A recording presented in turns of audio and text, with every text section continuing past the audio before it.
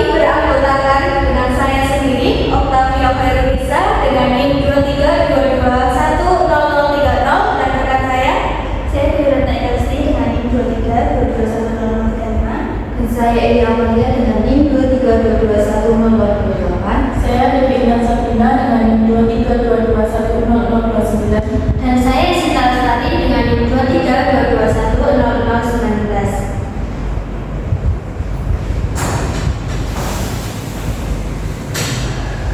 Pasar sendiri memiliki arti adalah tempat atau mekanisme pertemuan antara penjual dan pembeli untuk melakukan transaksi barang atau jasa. Di dalam pasar terjadi interaksi antara permintaan atau dari pembeli dan penawaran dari penjual sehingga terbentuk harga yang disepakati. Di pasar pembeli butuh barang, kemudian penjual menawarkan, lalu ketemu harga yang disepakati.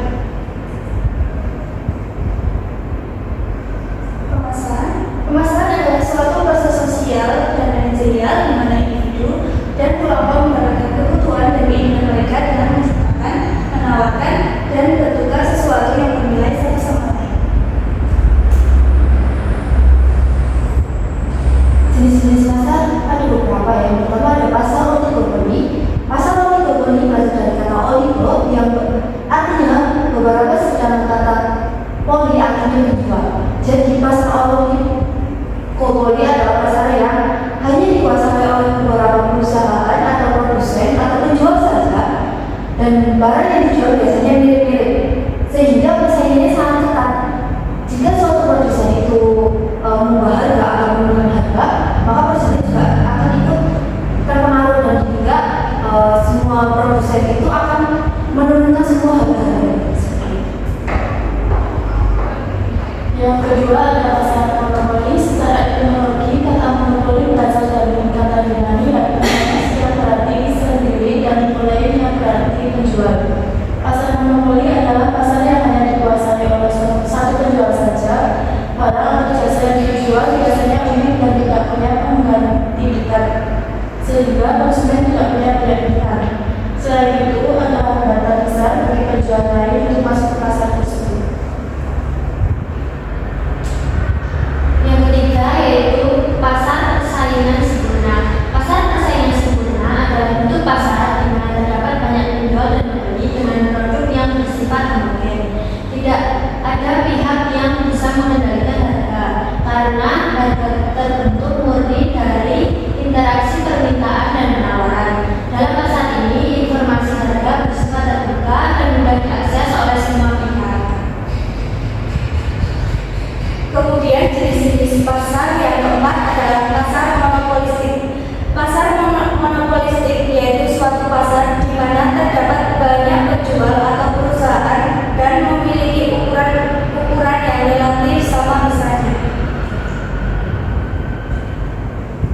Untuk kelompok pasar sendiri ada empat. Yang pertama yaitu pasar konsumen. Pasar konsumen adalah pasar di mana individu dan rumah tangga dapat membeli atau memperoleh barang dan jasa untuk konsumsi sendiri. Yang kedua ada pasar industrial, yaitu pasar di mana pihak-pihak yang membeli barang dan jasa digunakan kembali untuk menghasilkan barang dan jasa lain atau disiapkan kepada pihak lain untuk mengambil untung. Lalu yang ketiga ada pasar reseller, adalah suatu pasar yang terdiri dari individu dan organisasi yang melakukan penjualan kembali barang dan jasa untuk mendapatkan keuntungan. Dan yang keempat adalah pasar pemerintah. Pasar pemerintah adalah yang terdiri dari pemerintah yang membeli atau menyewa barang dan jasa untuk melaksanakan fungsi utama pemerintah. Segmentasi pasar. Segmentasi pasar adalah membagi pasar menjadi kelompok-kelompok pembeli yang berbeda yang mungkin memerlukan produk atau marketing fix yang berbeda pula. Tujuannya adalah segmentasi tepat sasaran, mengingat pembeli memiliki keinginan dan kebutuhan yang berbeda. Yang pertama, geografis, yang bangsa, provinsi, kabupaten, kecamatan, negeri. Demografis, umur, jenis kelamin, ukuran keluarga, dalam keluarga, pendapatan, pekerjaan, pendidikan, agama, ras, kebangsaan.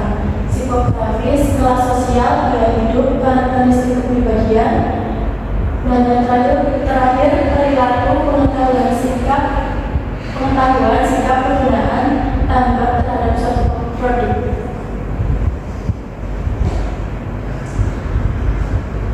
selanjutnya yaitu adalah strategi pemasaran. Yang pertama adalah produk. Segala sesuatu yang ditawarkan perusahaan pada konsumen bisa berupa barang maupun jasa. Contohnya yaitu kualitas, variasi, desain, dan kemasan. Yang kedua yaitu harga. Nilai yang harus dibayar konsumen untuk mendapatkan produk. Harga bisa mempengaruhi persepsi konsumen dan daya saing. Yang ketiga, tempat. Bagaimana produk sampai ke tangan konsumen, bisa lewat toko, marketplace, online, distributor, atau agen. Yang keempat, promosi. Cara perusahaan memperkenalkan dan menarik konsumen, misalnya melalui iklan, media sosial, diskon, atau event. Yang kelima yaitu orang. Semua pihak yang terlibat dalam pelayanan dan pemasaran, mulai dari karyawan, penjual, hingga customer service. Yang keenam yaitu proses. Alur atau mekanisme dalam memberikan produk atau jasa ke konsumen. Proses yang mudah, cepat, dan ramah meningkatkan kepuasan pelanggan. Yang ketujuh yaitu bukti fisik. Bukti nyata dari keberadaan produk atau jasa bisa berupa toko fisik, kemasan, website, desain interior, hingga testimoni pelanggan. Kemudian, ringkasan studi kelayakan Ocean Mill. Yang pertama adalah analisis pasar. Pasar potensial masyarakat yang peduli kesehatan, anak-anak, remaja, hingga orang tua. Pasar sasaran yaitu konsumen semua kalangan yang peduli gaya hidup sehat dan suka minuman putih. Kemudian adalah persaingan susu sapi UHT, yogurt, atau minuman herbal lainnya. Kemudian keunggulannya yaitu unik karena kombinasi susu kambing dengan bunga telang alami. Untuk segmentasi STP-nya, segmentasi targeting positioning. Yang pertama, demografis, yaitu kita menargetkan usia muda sampai dewasa dari kelas ekonomi menengah ke atas. Untuk geografis, yaitu sekitaran Kabupaten Purworejo dulu, nanti baru bisa meluas ke area lain. Psikografis, konsumen yang suka produk sehat, natural, dan estetik. Untuk perilaku, yaitu orang yang suka coba minuman baru untuk tren Instagramability.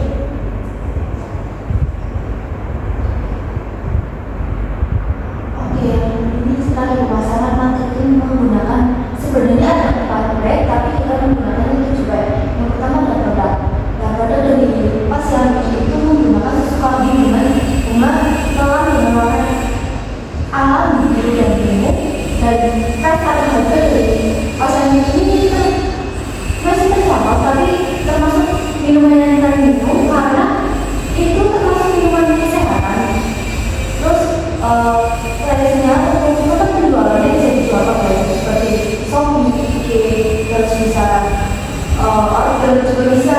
Ditambah ini ada untuk online itu bisa di luar kampus, Expo, Bazar, atau di teman-teman sekitar kayak pasar-pasar atau teman-teman toko seperti itu.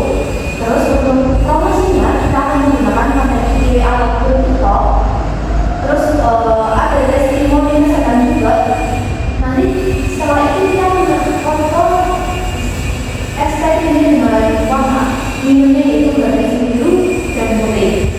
Untuk orang yang people, yaitu target konsumen itu sehat dan anak muda. Sebenarnya bukan anak muda saja, tapi kita menggunakan semua kalangan. Jadi dari anak-anak juga orang dewasa. Terus untuk prosesnya itu dibuat strateginya di Rosemary Secret, karena kita juga orang muda itu dari pemilik perkenalan awal ini setelah apa ya namanya pemerasannya, jadi langsung dari tempatnya. Terus bisa dibeli juga ya bisa. Terus physical experience atau untuk apa ya, untuk di sini itu adalah kata-kata dari ASEAN seperti ini. Yang keempat adalah peningkatan perlindungan sehat dan baik. Asas sasarannya yaitu semua kalangan, strategi pemasarannya kuat karena bisa melayani komunikasi digital dan visual estetik.